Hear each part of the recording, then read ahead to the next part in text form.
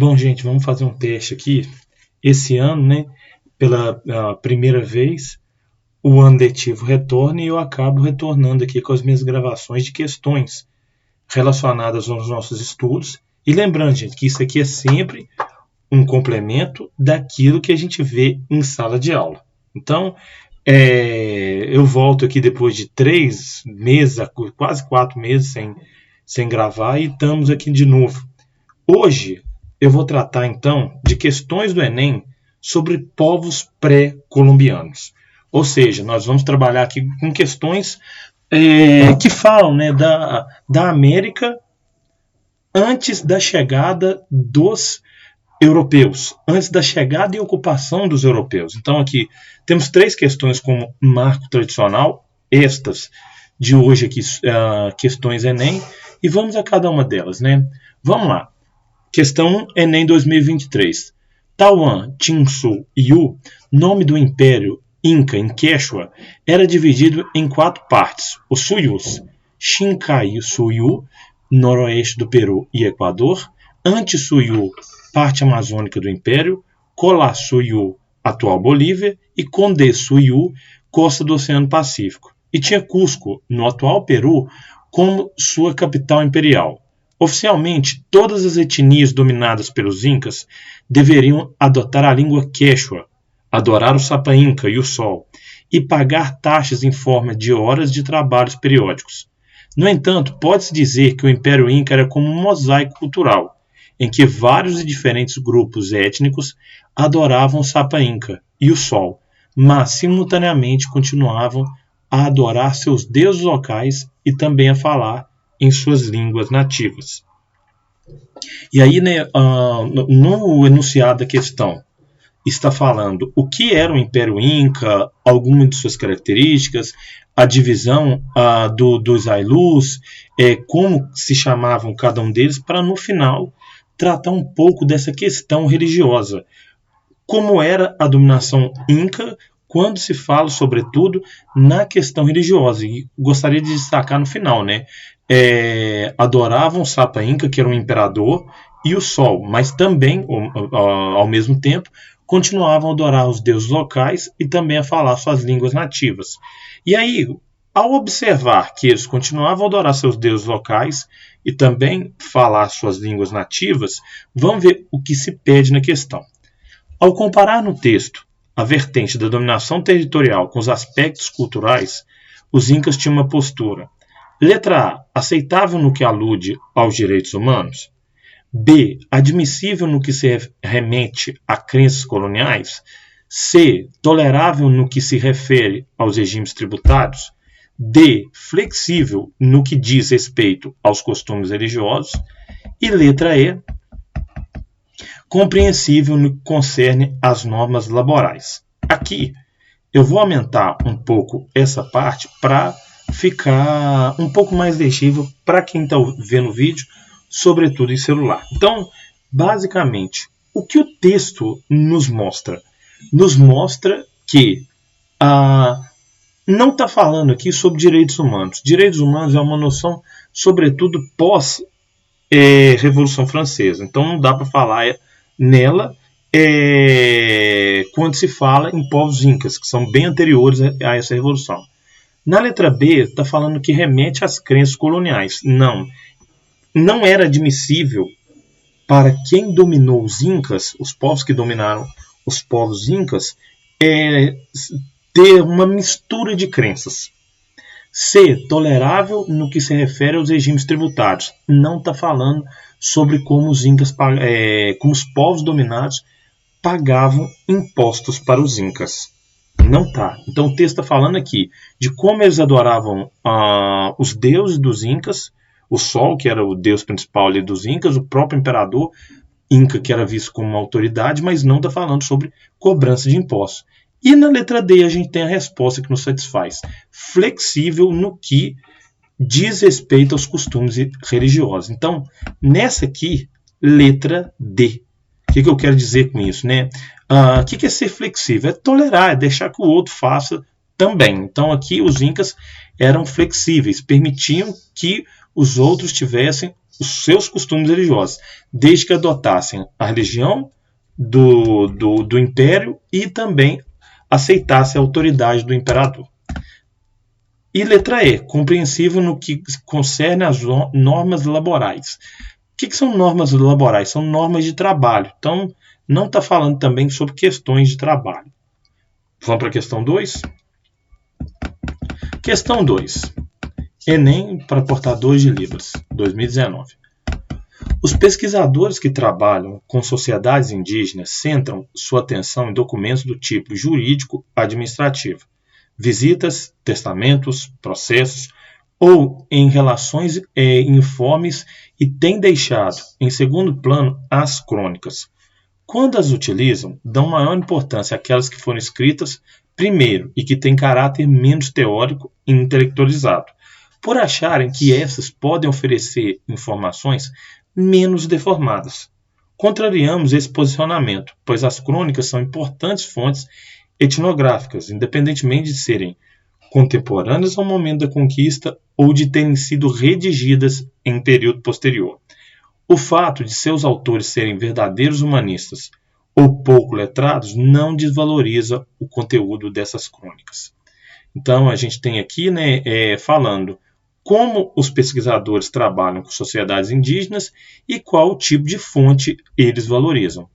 E aí, o que se pede na questão é: as fontes valorizadas no texto são relevantes para a construção da história das sociedades pré-colombianas. Por quê? Então, por que essas crônicas? O que são as crônicas? É um escrito de alguém falando sobre alguma coisa ou sobre algum povo, falando algo, colocando isso no papel. É tipo uma redação daquela época. Por que elas são importantes? Letra A, sintetizam os ensinamentos da catequese. B, enfatizam os esforços de colonização. C, tipificam os sítios arqueológicos. D, relativizam os registros oficiais.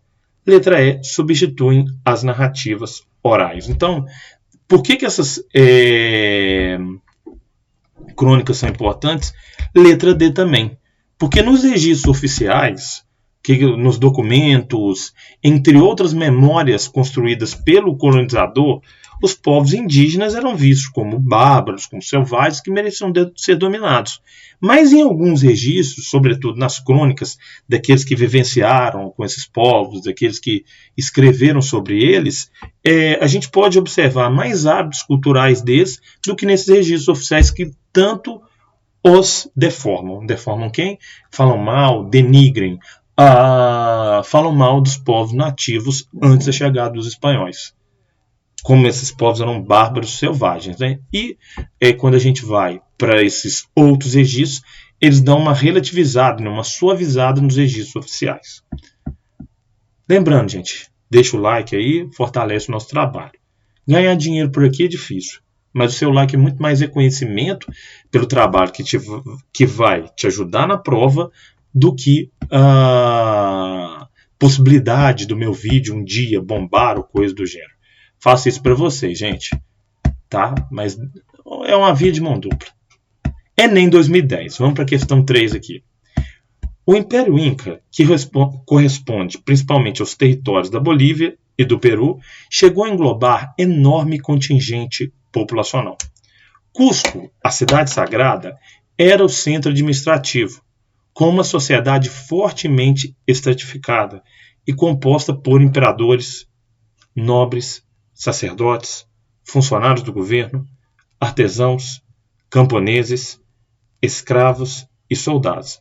A religião contava com vários deuses, e a base da economia era a agricultura, principalmente o cultivo da batata e do milho. Então, aqui temos algumas características do Império Inca. Então, essas questões aqui ficaram centradas até mais no Império Inca, embora dois poderia se tratar dos astecas, dos maias, ou até mesmo de povos pré-colombianos, pré-cabaralinos, né, aqui no Brasil. Mas voltando aqui, então, qual era a principal característica da sociedade Inca? Algumas delas já foram ditas, né? A religião contava com vários deuses, a base da economia era a agricultura, a sociedade era dividida. E aí vamos para cada uma das alternativas. A principal característica da sociedade inca era, letra A, impossibilidade de se mudar de extrato social e a existência de uma aristocracia hereditária. B, existência de mobilidade social, o que levou à composição da elite pelo mérito. C, estrutura social desigual compensada pela coletivização de todos os bens. D, existência de igualdade social e da coletivização da terra. Letra E, ditadura teocrática que igualava a todos. Então, vamos lá. Da E para A, explicando o que cada uma, né? Ditadura teocrática, não dá para a gente falar de uma ditadura, por quê? Era um império, e um império déspota, mas não ditatorial, no sentido da palavra ditadura nos dias de hoje. Então, ditadura não dá, e também não igualava a todos. Acabou de falar lá em cima, que alguns eram membros de uma aristocracia. Logo, o que seria essa aristocracia? Alguns privilegiados. Letra D, existência... desculpa, voltando aqui. Existência da igualdade social e da coletivização da terra. Também não existia isso. Porque se você tem um imperador que comanda tudo e a todos, não tem igualdade social. Embora a terra fosse propriedade coletiva distribuída pelo imperador. A segunda parte não está errada. Ou não está de todo errada, mas a primeira está. Na letra C, estrutura social desigual compensada pela coletivização de todos os bens. A terra era até um bem coletivo, mas os outros bens não. Um animal que você tivesse, ou aquilo que você produzia, não era distribuído entre todos. Aquilo era você distribuindo para sua família e vendendo o que sobrava, né, o excedente. Na letra B, existência de mobilidade social, o que levou à composição da elite pelo mérito. Não. O que é mobilidade social? É você nascer embaixo, nascer pobre, por exemplo, e com seu esforço, com acordos que você faz e outras e com seu trabalho, você melhorar de vida.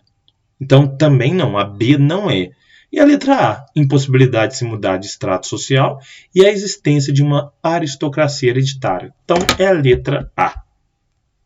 Tá? Ou seja, se você nasceu em determinada classe, por exemplo, nasceu camponês, você vai ser camponês pro resto da vida. Você poderia trabalhar muito ou pouco, fazer muito ou pouco, ter muitos méritos, muitas qualidades, mas você não mudaria a sua condição de camponês. Então, essa 4, impossibilidade a questão 3, impossibilidade de se mudar de extrato social.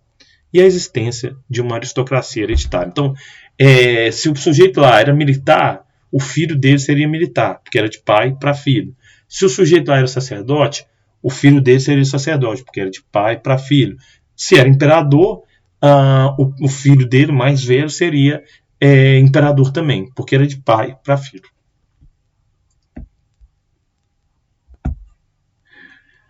Bom, pessoal, é isso. Lembrando sempre, vamos lá, né? Vamos escrever aí, vamos chegar aos 500 inscritos. 530, na verdade, dá para chegar aí. E muito obrigado por tudo.